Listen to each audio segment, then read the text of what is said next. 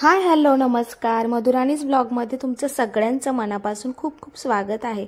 आणि जसं की तुम्हाला टायटलवरून थंबनेलवरून कळालंच असेल की आपल्याला आज बनवायचं आहे चीज कॉर्न पराठा, जे की लहान मुलं किंवा आता माझ्याच घरात बघा 2 मुलं आहेत मला आणि दोघांचीही मतं किंवा त्यांच्या खाण्यापिणे आवडीनिवडी सगळं काही वेगळं आहे.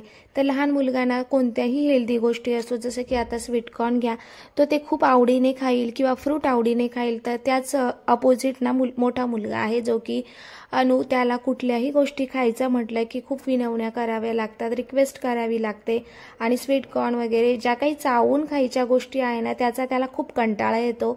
आणि मग अशाच वेळेस ना लहान मुलांना आपण अशा काही गोष्टींमधून त्या गोष्टी गेल्याच पाहिजे त्यांच्या पोटात. त्यामुळे माझा खूप हट्ट असतो आणि मग मी वेगवेगळ्या रेसिपीज ट्राय करत असते. जसे की आज बनवणार आहे स्वीट चीज कॉर्न पराठा, जे की चीज त्याला आवडतं पण कॉर्न आवडत नाही. मग सगळ्यांचं मिळून त्याच्या टिफिनसाठी मी आज त्याला देत आहे स्वीट चीज कॉर्न पराठा. तर रेसिपी पूर्ण बघा, व्हिडिओ स्किप न करता बघा. आणि या ठिकाणी मी त्याच्यासाठी बेसन आधी साधारण अर्धा वाटी भाजून घेतलेलं आहे. कच्चं देखील वापरू शकतात, पण भाजल्यामुळे ना त्याची टेस्ट खूप वेगळी येते. आता लाईट गेलेली होती त्यामुळे मग मी चॉपरचा यूज केला, नाही तर मिक्सरला पटकन फिरवून घेतलं की इतक्यात त्याची पेस्ट तयार होते. त्यामुळे या ठिकाणी मी चॉपरलाच फिरवून घेतलं.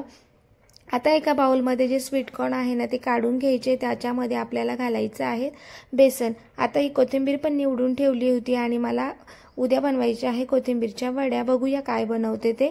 तर कोथिंबीर स्वच्छ धुवून घेतली, कारण की पाऊस पडलेला आहे आणि पावसामुळे बराच चिखल होतो. तर तुमच्याकडे पण पाऊस पडला का कमेंट करून नक्की सांगा. आमच्याकडे भरपूर पाऊस झाला, नुकसान झालं, सगळं काही झालं. आणि असो, आता या ठिकाणी जे स्वीट कॉर्न जे मी चॉपरने बारीक करून घेतले ते एका बाउलमध्ये काढून घेते आणि त्याचबरोबर त्यामध्ये घालायचे आहेत जे आपण बेसन होतं ते घालायचं, काही मसाले घालायचे आहेत. म्हणजे थोडंसं मुलांच्या आवडीचं, थोडंसं पिझ्झा टाईप, थोडंसं हेल्दी असं काहीसं करून ना त्यांना खाऊ घालण्याचा अट्टहास माझा असतो. त्यामुळे मग मी करतच असते. आता यामध्ये घातलेलं आहे मीठ घातलेलं आहे, त्याचबरोबर चिली फ्लेक्स नसेल तर हिरवी मिरची, लाल मिरची, लाल तिखट कुठलाही तुम्ही मसाला वापरू शकतात. त्याचबरोबर ऑरेगानो ते पण या ठिकाणी घातलं, जे की पिझ्झामध्ये आपण वापरतो. आणि या ठिकाणी माझ्याकडे थोडासा पेरी पेरी मसाला होता, जो की लहान मुलांना खूप जास्त आवडत असतो त्याची टेस्ट. तर ती पण या ठिकाणी घातली आणि सगळं घालून ना या ठिकाणी छानसं एकजीव करायचं आहे. आणि सगळ्यात आधी इकडे अशा पद्धतीने हे मिश्रण मी एकजीव करून ठेवलं. याआधी मी जे पीठ मळलं होतं नेहमीचीच कणिक, पण त्यामध्ये थोडीशी जिरा पावडर, धना पावडर, मीठ घातलेलं होतं आणि मळून मी बाजूला ठेवली. आता यामध्ये घातलेले आहे चीज घातलेलं आहे, जे की बारीक कट करून घेतलं. तुमच्याकडे चीज क्यूब असेल तर ते वापरू शकतात. आणि अशा पद्धतीने मिक्स करून ठेवलं. आता मी पराठे बनवताना नेहमी मला डायरेक्ट जो आपण जसं की पुरण भरतो किंवा पराठ्यांमध्ये डायरेक्ट गोळा करून सारण भरतो, तर तसे पराठे मी बनवले तर ते बऱ्याचदा फुटतात ना. त्यामुळे मी अशा पद्धतीने बनवते, जे की तुमच्यासोबत शेअर करत आहे. आणि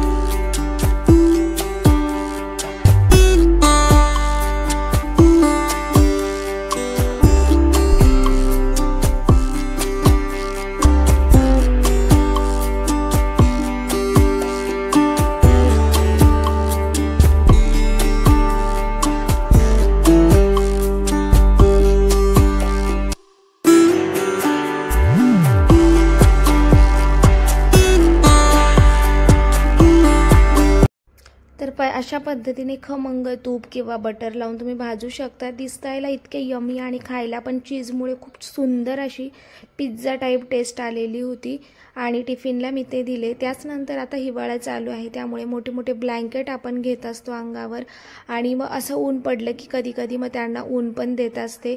त्यामुळे सकाळीच ज्या वेळेस अंथरूण उचलायचं होतं तेव्हाच मी सकाळी ब्लँकेट्स ज्या खाली गाद्या वगैरे टाकते, गोधड्या असेल, सगळं काही मी असं उन्हात वाळत घातलेलं होतं आणि दुपारच्या वेळेला ते नंतर मध्ये घेतलं कारण की दुपारी ऊन आल्यानंतर मी कपडे धुतले। शिवांशच्या स्कूलमुळे सगळ्या गोष्टी बऱ्याच लेट होत असतात। काही गोष्टी आधी होते, कधी मशीन लावते, कधी ऊन असेल तर उन्हामध्ये मला कपडे धुवायला हाताने पण धुवायला बऱ्याचदा आवडतं त्यामुळे मी कधी हाताने धुवत असते।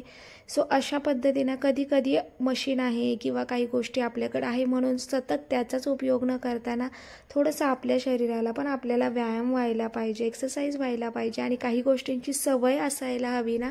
त्यामुळे अधूनमधून अशा गोष्टी करायला मला आवडतं। आणि त्यानंतर ना हा बेड जो होता, सगळे कपडे मी वाळत घातलेले होते ना त्यामुळे ते आता कॉटमध्ये मला ठेवायचे होते आणि सगळ्याच गोष्टी टायमावर झाल्या पाहिजे असा आपला अट्टाहास अजिबातच असायला नको कारण की मुलांचं स्कूल महत्त्वाचं आहे, त्यांच्या गोष्टी महत्त्वाच्या आहे। मुलं बाहेर गेली, सगळ्यांचं आवरून झालं की त्यानंतर दिवसभरात आपण आपली बाकीची कामं जी आहे ती करू शकतो। त्यामुळे मग मी ह्या सगळ्या गोष्टी काही ज्या आहेत त्या दुपारी करते जेव्हा सगळे मुलं वगैरे बाहेर गेलेली असतात स्कूलमध्ये आणि त्यानंतर कसं होतं आपल्याला निवांत आपली कामं करता येतात। आणि जसं की सगळे गोधड्या वगैरे जे वाळवलं ते सगळं कॉटमध्ये स्वच्छ करून ठेवलेलंच होतं आणि मग कॉटमध्ये ठेवलं। बेडशीट जे काही मी रोजच बदलत नाही कारण की आपल्याला रोजच या गोष्टी करण्यासाठी वेळ अजिबातच नसतो, तर आठवड्यातून एकदा बदलायचं असतं। मुलं जर जास्त खराब करत असेल तर तुम्ही 2दा बदलू शकतात। तर या ठिकाणी कपडे वगैरे सगळे व्यवस्थित ठेवून दिले आणि त्यानंतर माझं हे हिवाळ्यात नेहमी असतं की आठवड्यातून एकदा तरी त्यांना ऊन दिलंच पाहिजे, त्यामुळे हे मी देत असते कारण की लहान मुलं आहेत। त्यानंतर बेडशीट वगैरे बदलून घेतलं। आता नेहमीच कामं ही आपण रोज रोज करणं शक्यच नसतं आणि करायलाही नको, आपल्या स्वतःसाठी देखील वेळ काढायला हवा। त्यामुळे जसं आपल्याला वेळ मिळेल तशी आपण कामं करत जायची ना की हे कामं झालीच पाहिजे, ती कामं झालीच पाहिजे, त्यामुळे आपल्या तब्येतीवरही परिणाम होतो। त्यामुळे तुम्ही नियोजनच असं करा की तुम्हाला काम करताना अजिबातच अडचण नाही आली पाहिजे, टेन्शन नाही आलं पाहिजे आणि आनंदाने आपण आपली घरातलीच कामं आपल्याला करायची आहे तर नेहमी आनंदाने राहून आनंदात करू शकतात। आता हे जे आहेत ना इथे खिडकी उघडून मला असं रिकाम्या वेळात मी बऱ्याचदा इथे व्हिडिओ एडिटिंग करते ज्यावेळेस मुलं स्कूलला जातात आणि मग हा माझ्या घरातला आवडता कॉर्नर असा होऊन जातो। सो व्हिडिओ आवडला असेल तर लाईक